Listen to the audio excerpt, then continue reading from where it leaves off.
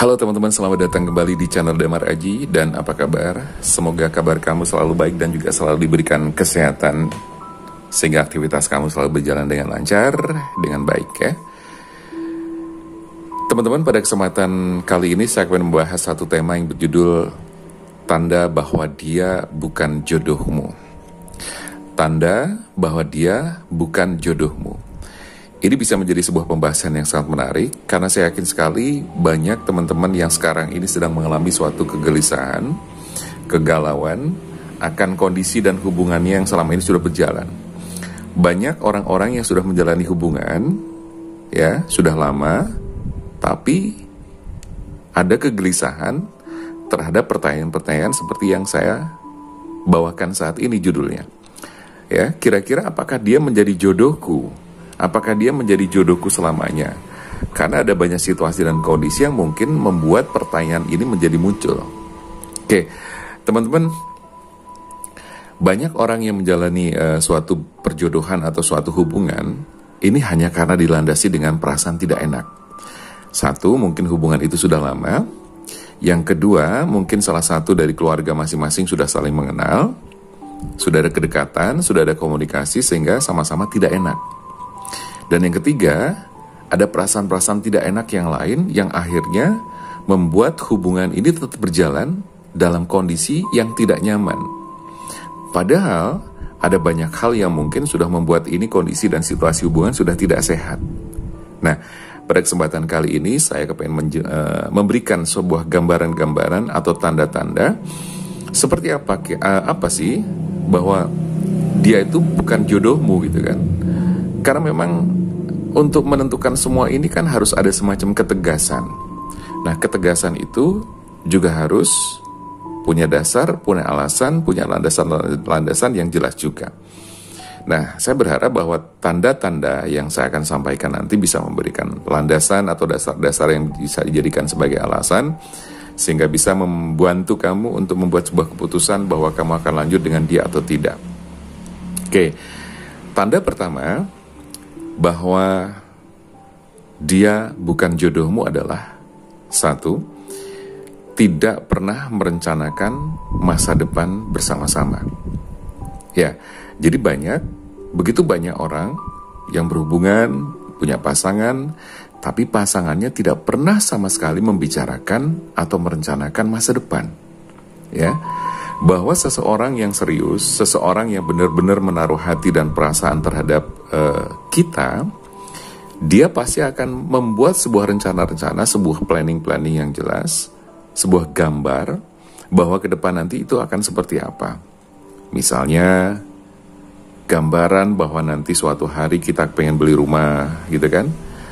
Pengen beli rumah, bentuk rumahnya seperti apa, modelnya seperti apa, ada garasinya dan sebagainya.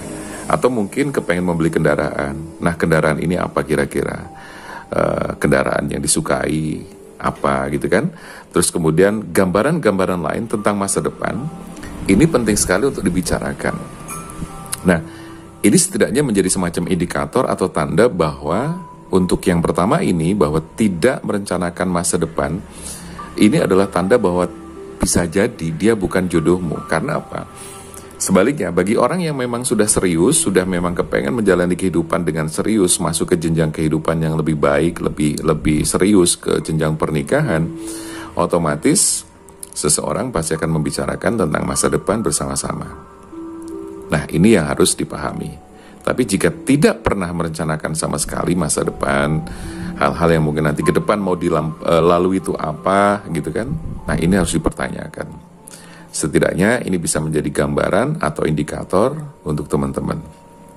Ya, jadi yang sekali lagi, bahwa seseorang yang memiliki keseriusan, pasti dia akan merencanakan masa depan, membicarakan bersama-sama, meminta pertimbangan, meminta saran dan masukan, walaupun misalnya laki-laki ini adalah sebagai pengambil keputusan.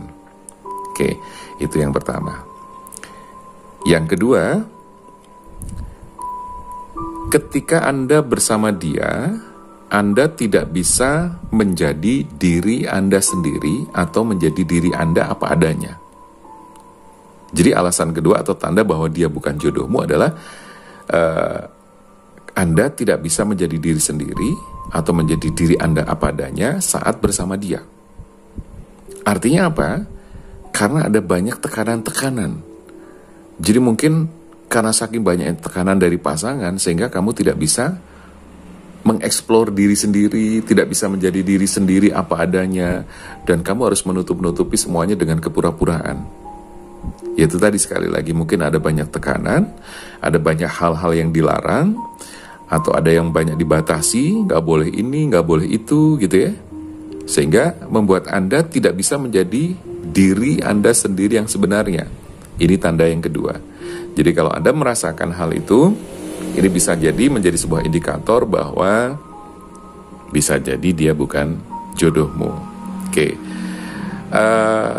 Ini mungkin tidak menjadi 100% bahwa ini semuanya benar dan tepat, tetapi setidaknya bisa dijadikan sebagai alat indikator atau sebagai indikator, indikasi atau sebagai tanda-tanda untuk pegangan, gitu kan?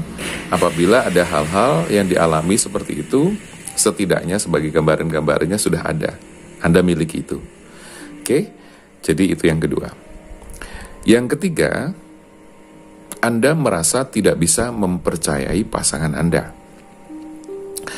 Jadi teman-teman, banyak sekali pasangan ya yang tidak bisa mempercayai pasangannya sendiri. Ini kan banyak terjadi gitu kan. Jadi kalau misalnya pasangan Anda pegang HP gitu kan, terus kemudian Anda curiga bawaannya gitu kan. Pasangan Anda pegang HP, terus kemudian ketawa-ketawa sendiri, senyum-senyum sendiri, Anda curiga dan sebagainya. Nah, bisa jadi mungkin Anda merasa tidak nyaman karena mungkin HP dari pasangan Anda di password dan sebagainya, dan kemudian dia pegang HP-nya tuh sangat-sangat menjaga sekali agar tidak dipegang Anda gitu kan. Kalau dipegang Anda mungkin dia akan merebutnya lagi dan sebagainya. Jadi ada indikasi-indikasi bahwa Anda tidak bisa mempercayai dia secara 100% gitu kan. Karena dasar yang paling utama dalam sebuah hubungan adalah kepercayaan ya, kepercayaan, dan Anda yakin bahwa dia orang yang tepat dan bisa dipercaya. Jadi yang ketiga itu, Anda tidak bisa mempercayai. Mungkin karena ada kejadian-kejadian bahwa dia pernah berbohong, terus kemudian itu menjadi suatu pola dan kebiasaan dia, gitu kan? Atau mungkin dia sendiri memang tidak bisa jujur dan mungkin omongannya tidak bisa dipercaya, tidak bisa dipegang dan sebagainya. Itu berarti bisa menjadi sebuah tanda. Tanda yang ketiga bahwa Anda tidak mempercayai dia.